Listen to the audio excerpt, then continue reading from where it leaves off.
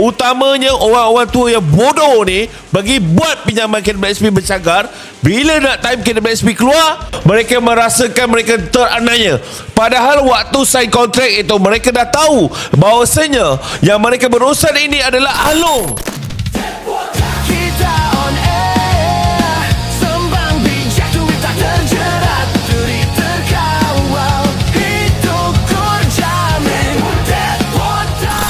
Along yang berselindung atas tiket pinjaman wang berlesen.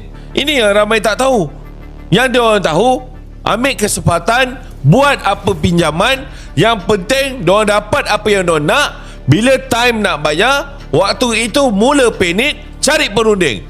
Percaya tak percaya, pergilah kepada orang-orang yang dah cagar KWSP mereka ni. Kau cuba tengok waktu dia nak keluar ke KWSP, berapa interest yang dia orang letak. Kadang-kadang mereka ini tak sign dekat pejabat.